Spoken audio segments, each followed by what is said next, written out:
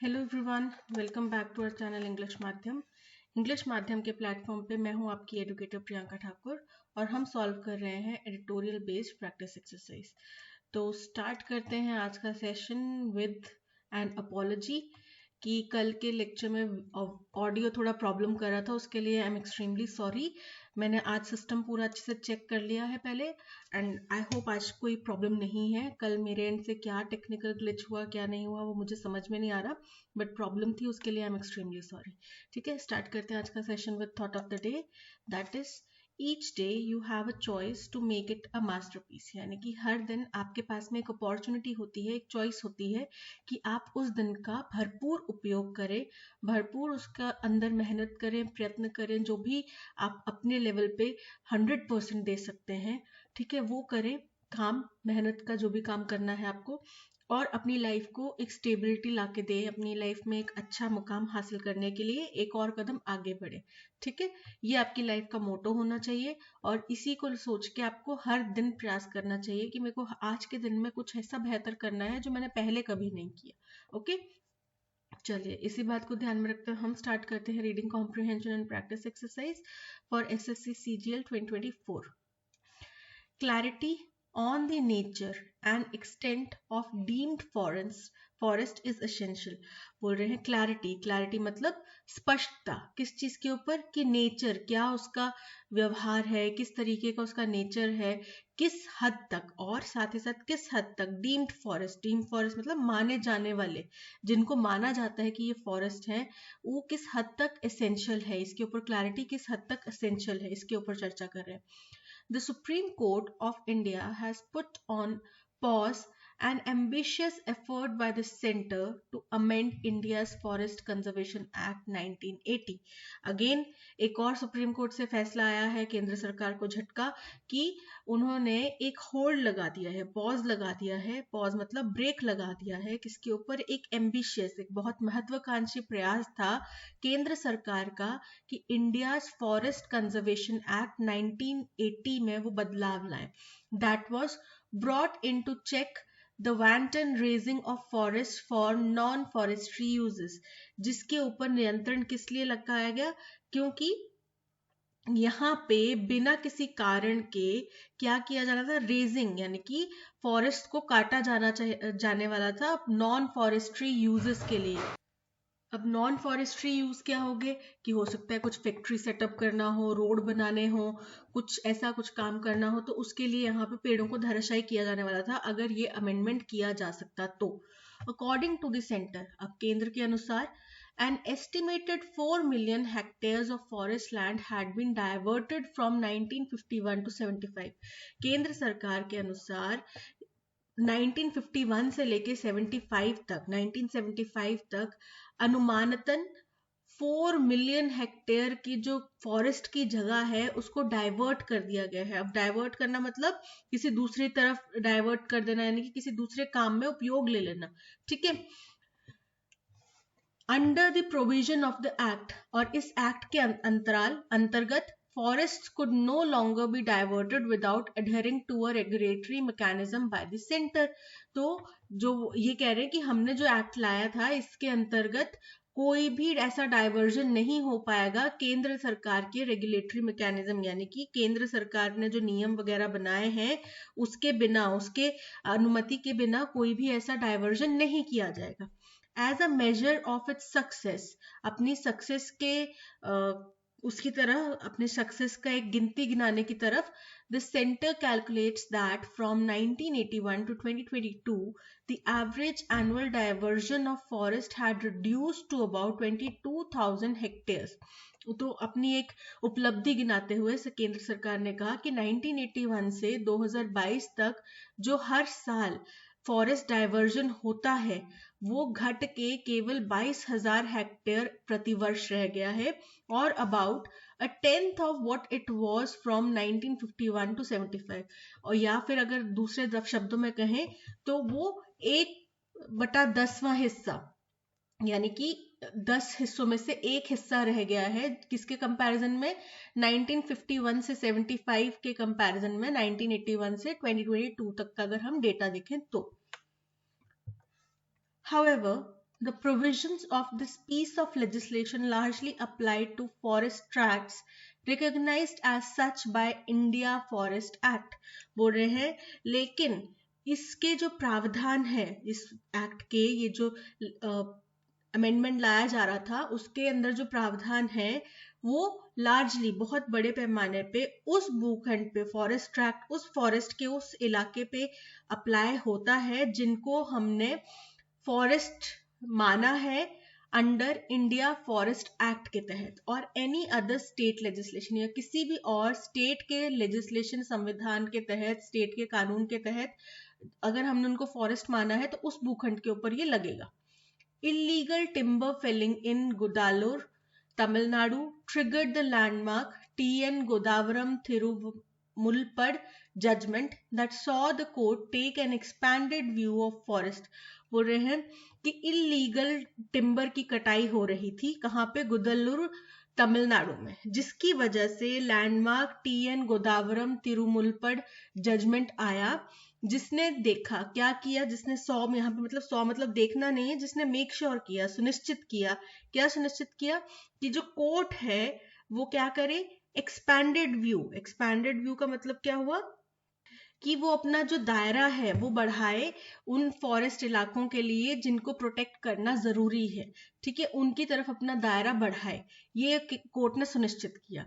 It also said that forests had to be protected irrespective of how they were classified and who owned them. और उन्होंने ये भी कहा, TN. गोदावरम थिरुमुलपड judgement में ये भी कहा गया कि फॉरेस्ट को हमें प्रोटेक्ट करना पड़ेगा, चाहे वो फॉरेस्ट किसी भी कैटेगरी में क्लासिफाई किए जाए, यानी कि स्टेट ओन्ड हो, सेंटर ओन्ड हो, अनओन्ड हो, किसी पर्सन की प्राइवेट प्रॉपर्टी के ऊपर हो, बट वो फॉरेस्ट एरिया में आता है, उसको फॉरेस्ट कैटेगराइज किया गया है, तो उसको हमें प्रोटेक्ट करना पड़ेगा, चाहे वो किसी भी कैटेगरी के अंदर में आता हो, किसी के भी द्वारा संचालित किया जा रहा हो. This brought in the concept of deemed forest. इसकी वजह से deemed forest का concept आया और tracts that were not officially classified as such in government or revenue records, या फिर उन भूखंडों का जिक्र आया जिनको हमने फॉरेस्ट नहीं बोला है, किसी भी गवर्नमेंट या रेवेन्यू रिकॉर्ड्स में जिनको हमने फॉरेस्ट नहीं बोला है, ठीक है, लेकिन फिर भी वहां पे बहुत भारी मात्रा में पेड़ पौधे सब कुछ है, तो उनको आप नहीं काट सकते. States were asked to constitute expert committees to identify such deemed forests.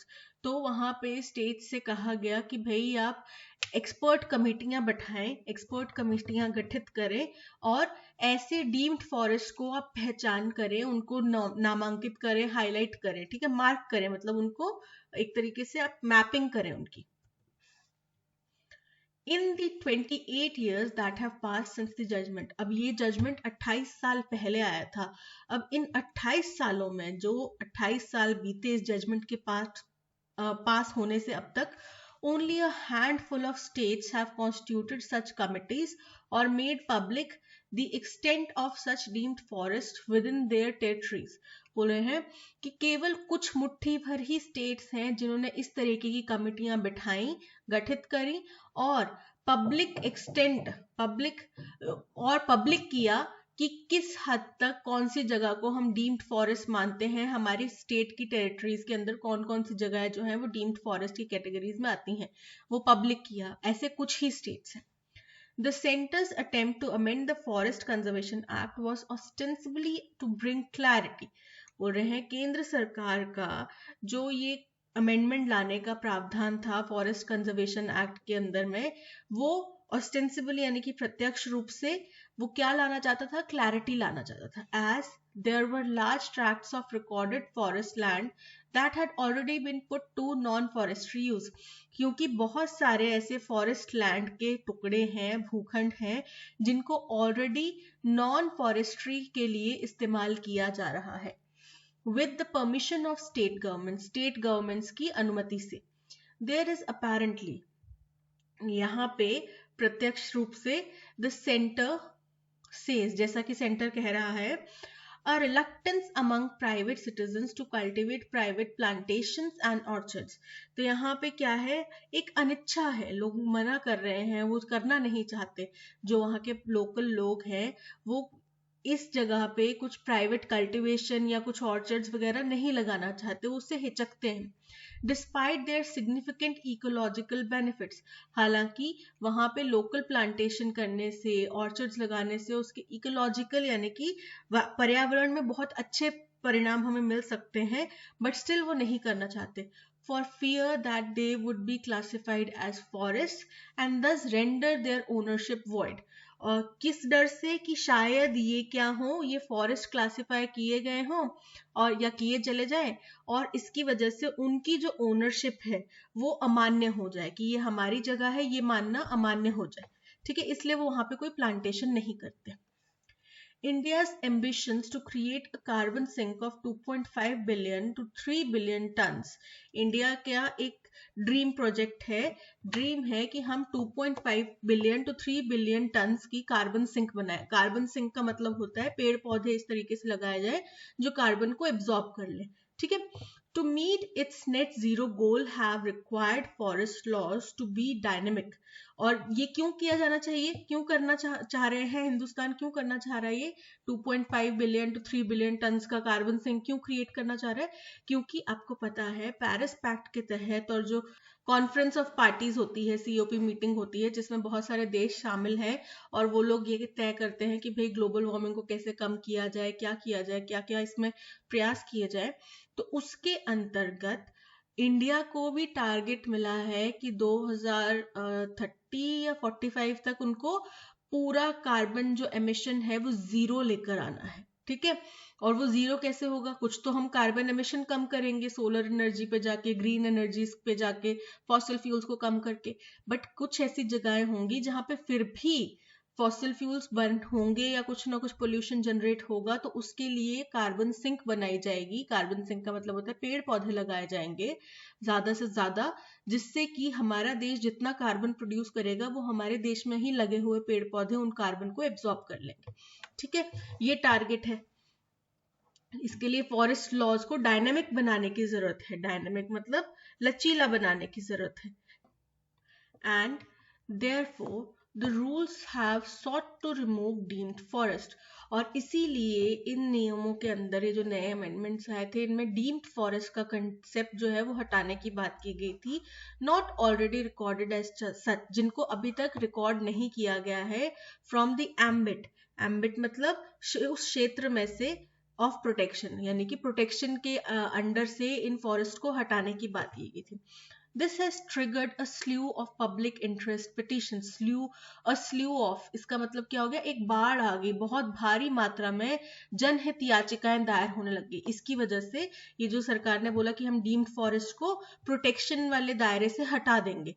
ठीक है, तो इसके वजह से जनहित याचिकाओं की एक बाढ़ सी आ गई। As on the face of it, यानी कि जो कि प्रथम दृष्टि से the amendments appear as an assault on the act's ambition of forest protection। क्योंकि प्रथम दृष्टि से देखने से ऐसा लगता है कि ये जो amendments लाए गए हैं ये एक प्रहार है किसके ऊपर? जो फॉरेस्ट कंजर्वेशन एक्ट बनाया गया था उसके ऊपर, उसकी मंशा के ऊपर, उसकी जो प्लानिंग थी कि हमें फॉरेस्ट को बचाना है उसके ऊपर ये एक प्रहार है, आघात है। while a final judgment is pending। अभी फाइनल जजमेंट तो आया नहीं है, वो पेंडिंग है। The court's order to the centre to compile and make public. तो कोर्ट ने तब तक के लिए केंद्र को क्या आदेश दिया है कि भाई आप कंपाइल करो। कंपाइल मतलब कि आप पूरा डेटा कलेक्ट करो और उसको जनहित में जारी करो, पब्लिकली जारी करो बाय अप्रैल तक जारी करो। States effort at recording the extent of deemed forest is welcome. क्या जारी करना है? और इसमें स्टेट्स का जो प्रयास होगा रिकॉर्ड करने के लिए, इस डेटा को रिकॉर्ड करने के लिए कि भाई डीम्ड फॉरेस्ट कहाँ कहाँ है, उनका जो डेटा होएगा वो भी स्वागत करने योग्य होगा। उन्हें सेंटर को तो आदेश दे दिया कि भाई आप ये करो काम, ठीक है, आप डीम्ड फॉरेस्ट की लिस्ट बनाओ पूरा और उसको जनहित में जारी करो, पब्लिक को दिखाओ कि भाई ये डीम्ड फॉरेस्ट की कैटेगरी में आते हैं। और इसके अंदर अगर स्टेट्स मदद करना चाहें कि भाई हम अपने स्टेट का आपको डेटा दे देते हैं, हमने बनाया हुआ है, तो वो वेलकम करने योग्य स्टेप है। At this point, it is mere conjecture on the part of the center that India's carbon sink is being impeded। बोल रहे हैं कि इस समय पे तो ये केवल मेयर मतलब केवल, अनुमान है, कंजेक्चर मतलब अनुमान है, केंद्र की तरफ से केवल अनुमान है कि हिंदुस्तान का जो कार्बन सिंक है वो इम्पीडेड है, यानी कि उसमें बाधा डल गई है due to insufficient private initiative, कि प्राइवेटली यहाँ पे प्रयास कम हो रहे हैं, प्राइवेट लोग यहाँ पे कम प्रयास कर रहे हैं, इसलिए हमारे कार्बन सिंक के प्लान के अंदर बाधा आ रही है।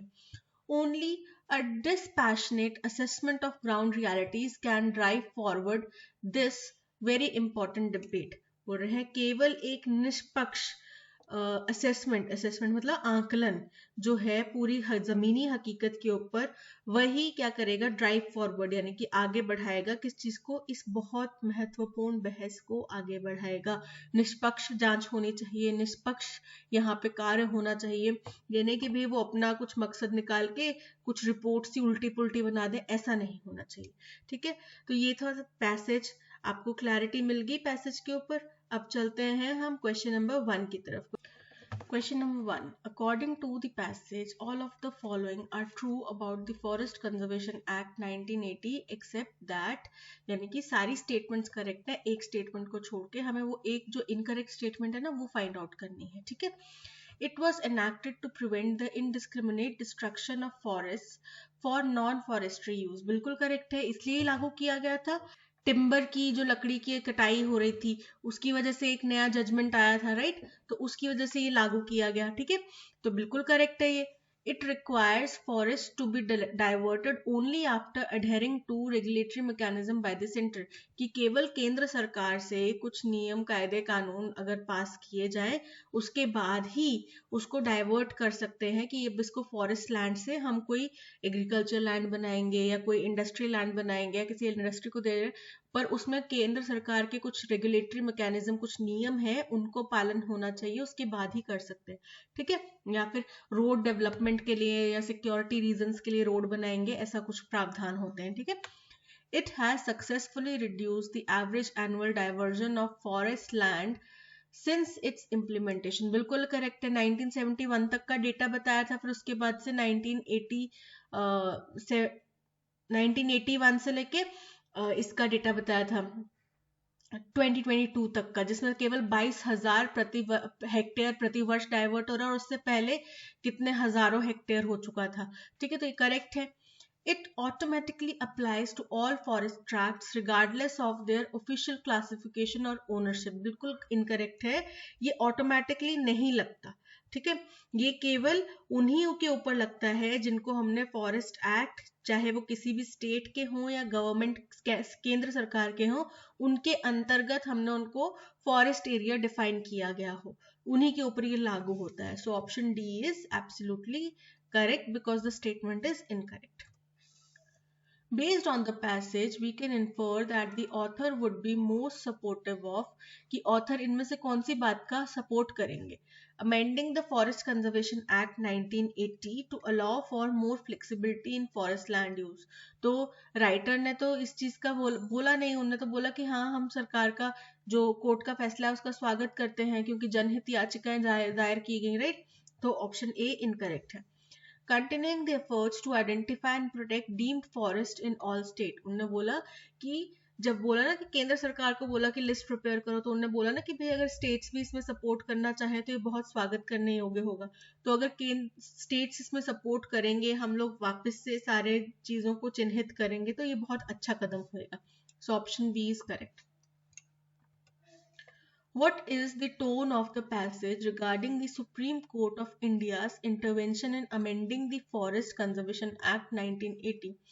कि सुप्रीम कोर्ट ऑफ इंडिया ने जो बीच में हस्तक्षेप करा है इस फॉरेस्ट कंजर्वेशन एक्ट 1980 को बदलने के बीच में, जो उन्होंने हस्तक्षेप करा है, इसके बारे में टोन कैसी है पैसेज के अंदर? तो टोन जो है इसके अंदर क्रिटिकल है, क्योंकि वो कह रहे हैं कि भाई हमें डायनामिक लॉज बनाने की जरूरत है, हम एक ही जैसे लॉज बना के नहीं रख सकते।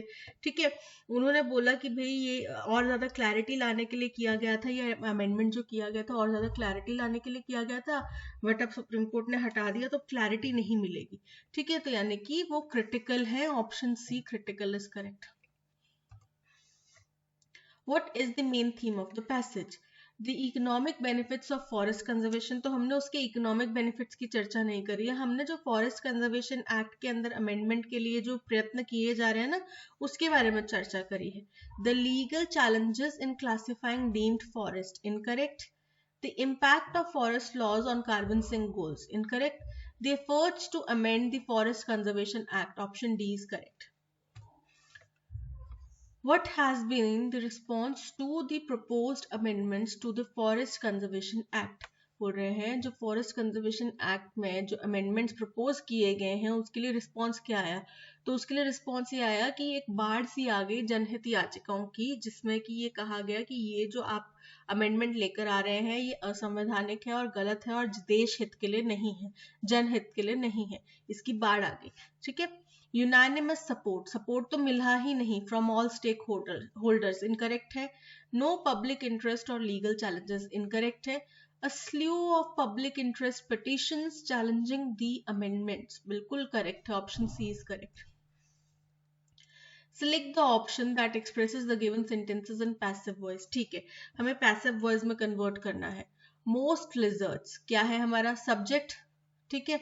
rely यानी कि भरोसा करना, किस या निर्भर करना, तो ये क्या हो गया हमारा वर्ब, ठीक है।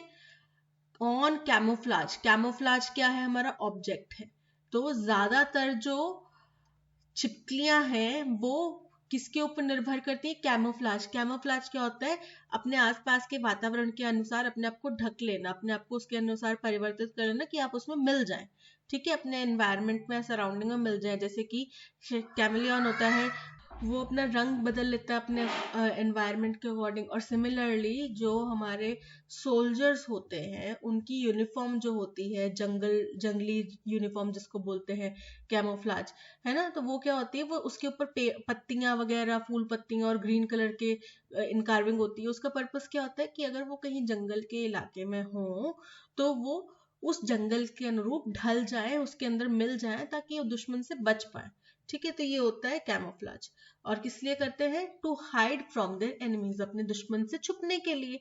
तो अब जब हमने पैसिव वॉइस में कन्वर्ट करना तो ऑब्जेक्ट पहले के आ जाएगा कैमोफ्लाज, ठीक है। कैमोफ्लाज क्या है, उसके ऊपर निर्भर करते हैं, ठीक है। तो कैमोफ्लाज के ऊपर निर्भर करना इज रिलाइड ऑन, किसके द्वारा, by most lizards to hide from their enemies. Camouflage has been, past में किया जाता था, तो पास्ट में नहीं किया जाता, अभी भी किया जाता है।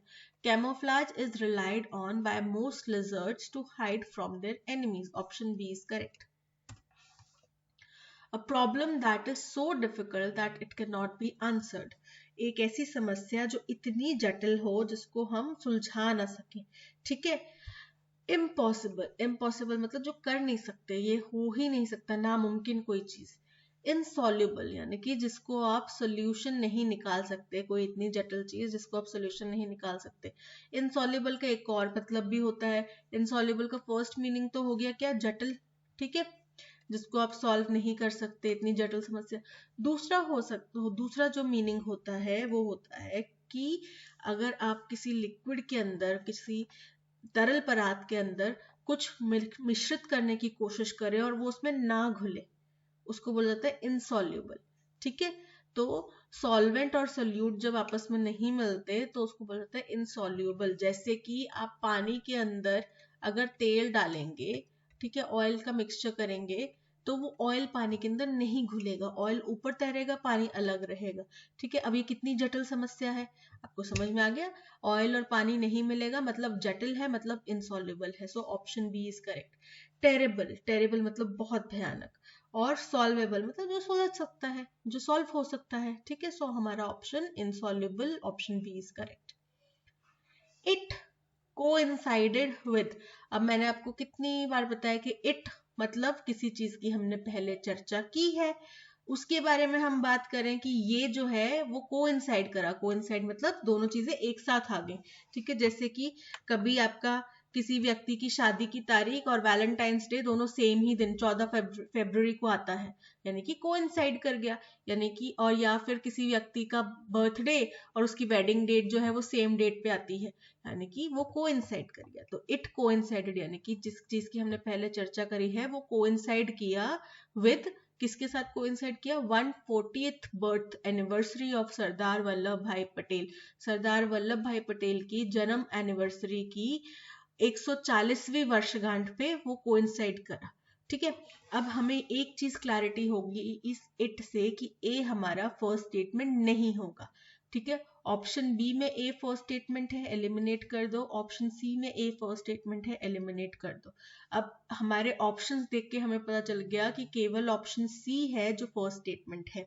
ठीक है, थ्रू दिस इनोवेटिव मेजर, इस बड़े ही नए आविष्कारी तरीके से the knowledge of the traditions and culture of different states is being shared. अलग अलग लोगों की, अलग अलग कल्चर के लोगों की, अलग अलग ट्रेडिशन के लोगों का जो ज्ञान है वो अलग अलग स्टेट से हम उसको शेयर कर सकते हैं। यानी कि कुछ ऐसा प्रावधान लाया गया जिसके बारे में बात की जा रही है, जिसके तहत अलग अलग लोगों का, अलग अलग स्टेट्स का, अलग अलग कल्चर का जो ज्ञान है वो एक दूसरे के साथ में शेयर किया जा रहा है। द इनिशिएटिव, एक प्रयास किया गया, इनिशिएटिव लाया गया। क्या था वो?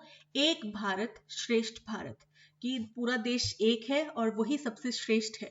Was launched by honourable prime minister on 31 अक्टूबर 2015। अब ये डेट 31 अक्टूबर 2015 और यही डेट है जो 140वीं बर्थ एनिवर्सरी थी सरदार वल्लभ भाई पटेल की। समझ में आ गया? कनेक्शन समझ में आ गया? तो सी के बाद में क्या आएगा? ऑप्शन ए बोल रहे हैं कि एक भारत श्रेष्ठ भारत स्कीम लॉन्च की गई ऑनरेबल प्राइम मिनिस्टर के द्वारा 31 अक्टूबर 2015 को। ठीक है, ये हमारा फर्स्ट स्टेटमेंट है जो कि कोइंसाइड करती है 140वीं वर्षगांठ से सरदार वल्लभ भाई पटेल जी की। ये हो गया 20 सेकेंड स्टेटमेंट, ऑप्शन ए हो गया सेकेंड स्टेटमेंट। अब देखो सी के बाद में हमारा आ रहा है ए, यहाँ पे आ रहा है सी के बाद में बी, यहाँ पे आ रहा है सी के बाद में A. Option D is correct. ठीक है, last, this will lead to an enhanced bonding and national integration. क्या लीड करेगा? किसकी वजह से होगी एनहांस्ड बॉन्डिंग और नेशनल इंटीग्रेशन? जब आप उसका मतलब बताएंगे कि एक भारत श्रेष्ठ भारत का मतलब क्या है, कि ये एक ऐसा तरीका है जिससे अलग अलग स्टेट्स के लोग आपस में एक दूसरे के नॉलेज को शेयर करेंगे, जिससे कि बॉन्डिंग बढ़ेगी, प्यार भावना बढ़ेगी, नेशनल इंटीग्रेशन बढ़ेगा। तो बी के बाद में डी आएगा, C A B D. Okay, C A B D, option D is correct. What would happen if human beings were governed by robots? क्या होगा अगर इंसानों को रोबोट्स गवर्न करें तो? ठीक है, तो गवर्न बाय के साथ में हमेशा जब हम बात कर रहे हैं पैसिव वॉइस में, तो जो मेन वर्ब होता है वो हमेशा पास्ट पार्टिसिपल फॉर्म में होता है। ठीक है, गवर्न यहाँ पे मेन वर्ब है कि अगर हम ऐसे होते तो हमें कौन रूल करता, कौन हमें गवर्न करता? रोबोट्स गवर्न करते। ठीक है, तो गवर्न एक मेन वर्ब है। अब मेन वर्ब है तो पास्ट पार्टिसिपल फॉर्म में, यानी कि governed, E D. Happen if, what would govern by, govern by की बजाय governed by. Option C is correct. To fly shy, fight shy of, यानी कि इसका हमें मीनिंग बताना है। तो फाइट शाई ऑफ का मतलब होता है किसी चीज से बचने का प्रयास करना। आपने देखा है ना, जो शर्मीले व्यक्ति होते हैं वो किससे बात करने से बचते हैं, वो लोगों के सामने आने से बचते हैं। तो आप शाई ऑफ से समझ लो कि कोई शर्मीला व्यक्ति है जो लोगों के सामने आने से बच रहा है, उसके लिए बड़ी जद्दोजहद है लोगों के सामने आने के लिए, है ना, तो वो बच रहा है। तो मतलब क्या हुआ कि वो किसी चीज से, किसी स्थिति से बचने की कोशिश कर रहा है। टू ओवरकम वंस वीकनेस, अपनी कमजोरी को ओवरकम कर रहा है, नहीं। To try to avoid something, option B is correct. The teacher kept stopping her online lesson dash to check if her students were following it. जो टीचर था वो बीच बीच में अपने ऑनलाइन लेसन को रोक रहा था, ये सुनिश्चित करने के लिए कि क्या उसके बच्चों को, जो इन बच्चों को वो ऑनलाइन पढ़ा रही है, उनको समझ में आ रहा है या नहीं। अब आपने देखा होगा कई टीचर्स बीच बीच में इंटरेक्ट करते हैं कि आप लोगों को मेरी आवाज आ रही है या नहीं, कमेंट सेक्शन में लिख के बताइए। ठीक है, तो वो क्या कर रहे होते हैं, वो बीच बीच में ओकेजनली उसको रोक रहे होते हैं। ओकेजनली मतलब बीच बीच में, कभी कभार बीच बीच में रोक रहे होते हैं। ठीक है, इनडिफरेंटली, इनडिफरेंटली का मतलब होता है उदासीनता। इम्पार्शली मतलब होता है निष्पक्ष, और अनरिस्पॉन्सिवली होता है मतलब कि बिना प्रतिक्रिया दिए। तो यहाँ पे option A occasionally is correct. Amass, amass का मतलब होता है इकट्ठा करना, बहुत सारी चीजों को कलेक्ट करना। अब इसका सिनोनिम गैदर, गैदर मतलब भी इकट्ठा करना होता है। स्प्रेड मतलब फैलाना, डिवाइड मतलब बांटना, स्कैटर मतलब बिखेरना। तो ये तीनों क्या है, अमास के ऑपोजिट हैं। ऑप्शन ए गैदर इसका सिनोनिम है। ऑथेंटिक, ऑथेंटिक मतलब जो एकदम जेन्युइन है, असल है, रियल है, ठीक है, वास्तविक है। अब इसका एंटोनिम क्या होएगा, कोई ऐसी चीज जो जेन्युइन नहीं है या विश्वसनीय नहीं है, ठीक है, या असली नहीं है, ठीक है। इनक्रेडिबल, इनक्रेडिबल मतलब अविश्वसनीय। तो ऑथेंटिक मतलब जो एकदम असली है, जिसके ऊपर आप विश्वास करते हैं, और इनक्रेडिबल मतलब अविश्वसनीय। Option A is correct. मियर, meagre, meagre का मतलब होता है अपर्याप्त, जेन्युइन का मतलब होता है असली, नोटोरियस का मतलब होता है कुख्यात, ठीक है। So option A incredible is correct. Relay, relay का मतलब होता है किसी चीज को पास करना या संचारित करना, ठीक है। इसका एंटोनिम क्या होएगा, किसी चीज को पकड़ के रख लेना, पास नहीं कर रहे आप उसको, आगे नहीं बढ़ने दे रहे आप उसको, पकड़ के रख रहे हो, ठीक है। सेंड मतलब आगे बढ़ाना, भेजना, पास अगेन आगे बढ़ाना, स्प्रेड फैलाना, और होल्ड मतलब पकड़ के रखना। तो यहाँ पे ऑप्शन डी होल्ड क्या है, इसका एंटोनिम है।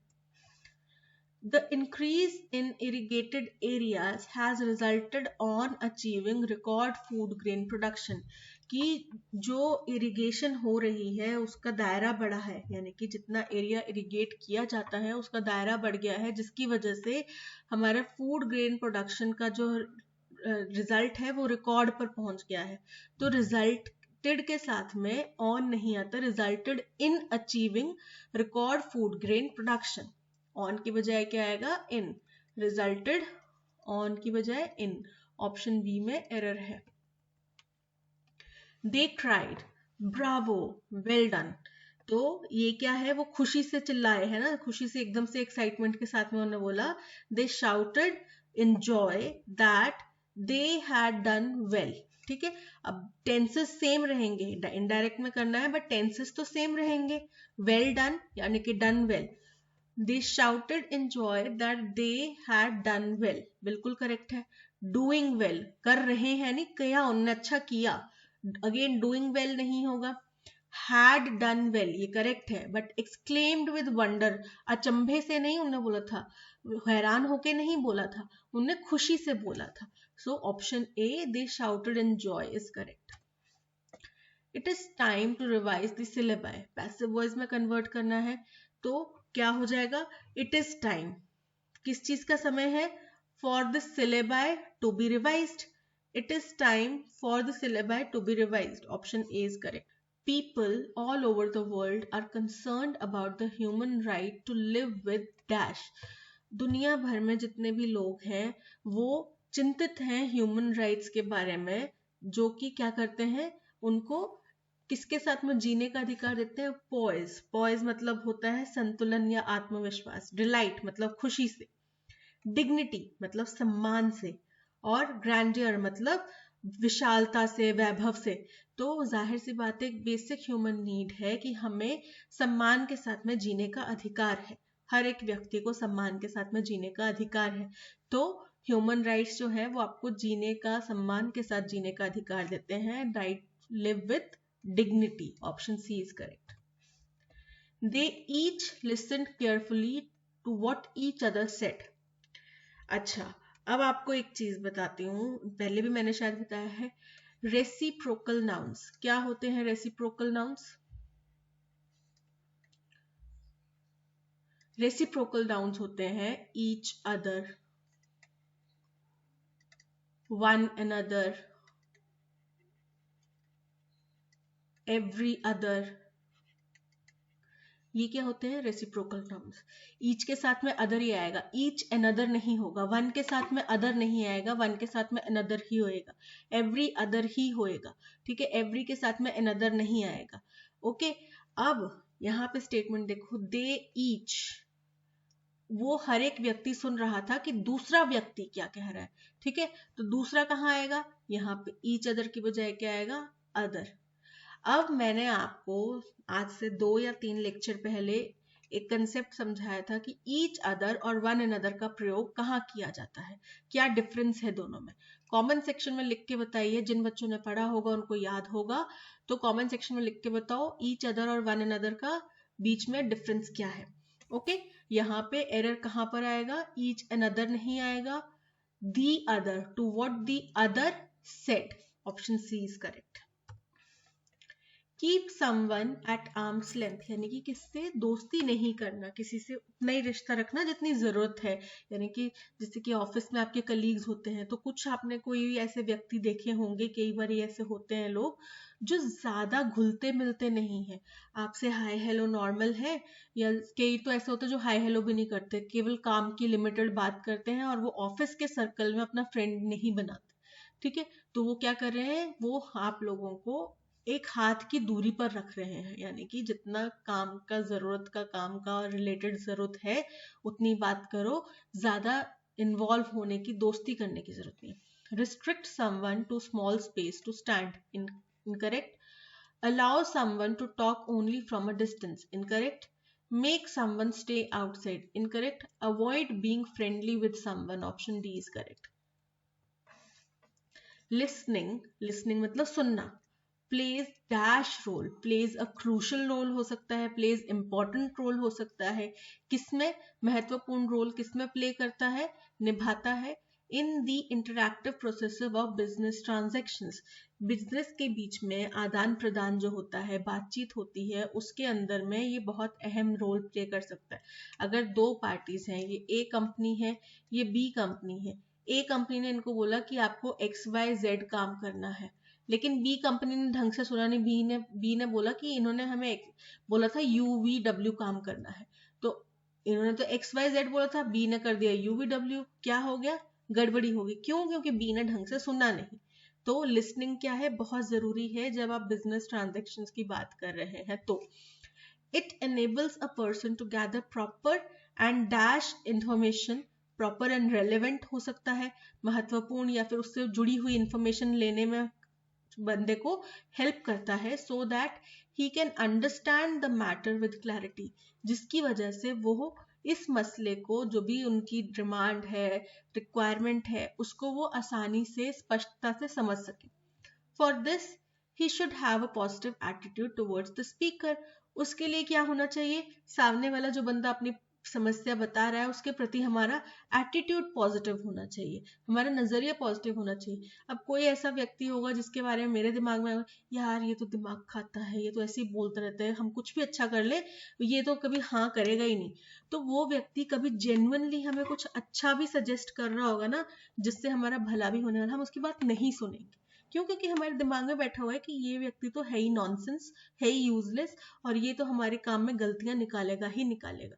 तो जहां पे एक्चुअल में गलती होगी और वो बता रहा होगा ना हमें सही चीज भी, हम नहीं सुनेंगे। And the dash, he should also dash on what is being spoken, उसको कॉन्सेंट्रेट भी करना पड़ेगा जो चीज बोली जा रही है उसके ऊपर, and then evaluate it with reference to the dash, और फिर उसको इवेलुएट किया किसके रेफरेंस में, विद रेफरेंस टू समथिंग, यहाँ पे मिसिंग है। लिसनिंग प्लेज अ पाल्ट्री, पाल्ट्री मतलब होता है नेग्लिजिबल, शून्य, तो यहाँ पे शून्य रोल नहीं प्ले करता, असिग्निफिकेंट की बहुत महत्वपूर्ण रोल प्ले करता है, option B is correct. A trivial, trivial का मतलब होता है मामूली सा, एंड अबंडेंट मतलब बहुत भरपूर मात्रा में, प्रचुर मात्रा में, तो यहाँ पे क्वांटिटी से रिलेशन नहीं है, महत्वपूर्ण रोल प्ले करता है, ये बात कहना चाह रहे हैं। So a significant role is correct. It enables a person to gather proper and approximate, approximate मतलब होता है लगभग, अंदाजतन, ठीक है। वेग, वेग मतलब हल्का सा, अस्पष्ट सा कुछ आइडिया, तो अस्पष्ट आइडिया होगा तो वही चीज है, XYZ करने को बोला UVW करके रख दिया, बोल रहे हैं कि आपने तो XYZ बोला था, वो बोल रहे कि नहीं भाई मैंने UVW नहीं बोला था, मैंने XYZ बोला था, बोल रहे नहीं आपने तो UVW बोला था, तो यानी कि वहां पे क्लैरिटी नहीं होती। एक्यूरेट, एक्यूरेट मतलब बिल्कुल सटीक जानकारी मिलने में सहायता करता है। और सुपरफिशियल, सुपरफिशियल मतलब जो ऊपर ऊपर का नॉलेज हो, ऊपर ऊपर का ज्ञान हो, ठीक है, उसको बोलते हैं सुपरफिशियल। तो यहाँ पे एक्यूरेट नॉलेज की बात करें, एक्यूरेट इंफॉर्मेशन की बात करें, option C is correct. For this, he should have a positive attitude towards the speaker and the dash and the writer. Writer यानी कि लिखने वाले के प्रति, वर्ड्स शब्दों के प्रति, टॉपिक जिसके ऊपर चर्चा की जा रही है उसके प्रति, या ओरेटर जो वक्ता है उसके प्रति। तो स्पीकर बोल दिया ना, ओरेटर वही तो हो गया स्पीकर जो बोल रहा है। ओरेटर तो मतलब ये होता है कि जो बहुत अच्छा बोलता है। अब यहाँ पे हम किसी स्पीच की तो बात नहीं कर रहे, बिजनेस ट्रांजेक्शन में जरूरी नहीं है तो सामने वाला व्यक्ति वो बहुत अच्छा ओरेटर हो, ठीक है, हम टॉपिक की बात कर रहे हैं। या एक तो स्पीकर के प्रति अच्छा उसका विचार होना चाहिए, पॉजिटिव विचार होना चाहिए, दूसरा टॉपिक के ऊपर उसका अच्छा विचार होना चाहिए, पॉजिटिव विचार होना चाहिए। अब आप किसी 70-80 ईयर्स के किसी अंकल जी को म्यूचुअल फंड्स के बारे में समझाने जाएंगे, उनका क्योंकि ओपिनियन नहीं है अच्छा, वो इस म्यूचुअल फंड्स को नहीं समझते सही, वो रिस्की समझते हैं, वो नहीं समझेंगे इस कंसेप्ट को। लेकिन अगर वो आपको समझाने पर आ जाए कि भाई आरडी करा लो, एफडी करा लो, आप लोगों को लगेगा क्या यार अंकल पुराने जमाने में लगा हम लोग म्यूचुअल फंड्स में डबल बेनिफिट कमा रहे हैं, है ना, आप यही सोचोगे, क्योंकि आपका आरडी एफडी के प्रति ओपिनियन अच्छा नहीं है, सही नहीं है, और उनका ओपिनियन जो है म्यूचुअल फंड्स के प्रति सही नहीं है। तो यानी कि टॉपिक के ऊपर भी आपको पॉजिटिव ओपिनियन होना चाहिए, और जो व्यक्ति कह रहा है उसके प्रति भी आपको पॉजिटिव ओपिनियन होना चाहिए, यानी कि option C topic is correct. He should also dash on what is being spoken. Neglect नजरअंदाज कर दे, concentrate फोकस करे, distract यानी कि थोड़ा सा भ्रमित रहे, उसका ध्यान भटक जाए, या डिस्पर्स मतलब कि छिन भिन हो जाए, फैल जाए। तो जाहिर सी बात है उसको कॉन्सेंट्रेट करना पड़ेगा ना कि क्या बोला जा रहा है उसके ऊपर। अब आप मेरी आवाज को सुन रहे हैं, आप लोग मेरी आवाज के ऊपर कॉन्सेंट्रेट कर रहे हैं, इन शब्द जो आपको लिखे हुए स्क्रीन के ऊपर दिखाई दे रहे हैं आप इनके ऊपर कॉन्सेंट्रेट कर रहे हैं, राइट। तो आपका फोकस तभी है, कंसंट्रेशन इन शब्दों के ऊपर, मेरी आवाज के ऊपर साइमल्टेनियस है, तभी आपको ये चीजें समझ में आ रही हैं। अगर आपका फोकस इनमें से एक भी चीज के ऊपर से हटा, मान लो अपने शब्दों के ऊपर से ध्यान हटाया, फोन की तरफ देखने लग गए, तो आपको मेरे शब्द सुनाई देना भी बंद हो जाएंगे, ठीक है। सो कॉन्सेंट्रेट करना पड़ेगा, option B is correct. You should also concentrate on what is being spoken and then evaluate it with reference to the paragraph। जो पैराग्राफ है उसके, तो पैराग्राफ नहीं है उसके पास में, लेकिन जो टॉपिक जिस कंटेक्स्ट में हम बात करें तो उससे रिलेशन में उसको इवेलुएट करना पड़ेगा ना। कंटेक्स्ट यानी कि जो हम बातचीत कर रहे हैं उससे संबंधित, तो जाहिर सी बात है उससे संबंधित में ही हमें करना पड़ेगा, बात करनी पड़ेगी, राइट। या फिर सिलेक्शन मतलब जो सिलेक्ट किया गया है उसके बारे में, या एग्जर्ट का मतलब होता है छोटा सा टुकड़ा, ठीक है। तो यहाँ पे एग्जर्ट की बात नहीं है, सिलेक्शन की बात नहीं है, पैराग्राफ की बात नहीं है, बात क्या है कंटेक्स्ट की। So option B context is correct. That's all, आज के सेशन में इतना ही। Thank you so much for watching. Content की पीडीएफ आपको टेलीग्राम चैनल पे मिल जाएगी। पीडीएफ डाउनलोड किए बिना लेक्चर नहीं पढ़ना है आप लोगों ने, ठीक है। मिल गई क्लैरिटी इस चीज की। बार बार एक चीज मत पूछो कि हम पीडीएफ कहाँ से, टेलीग्राम पे सारी पीडीएफ फ्री में अवेलेबल है, फ्री में मिल रहा है कंटेक्स्ट, फिर भी डाउनलोड नहीं कर रहे हो यार, क्या कर रहे हो आप लोग, ठीक है। पेपर बहुत करीब आ रहा है, अच्छे से पढ़ाई करो, और मिलते हैं नेक्स्ट सेशन में। Till then keep learning and keep practising, और लाइक शेयर और सब्सक्राइब कर दो। बाय।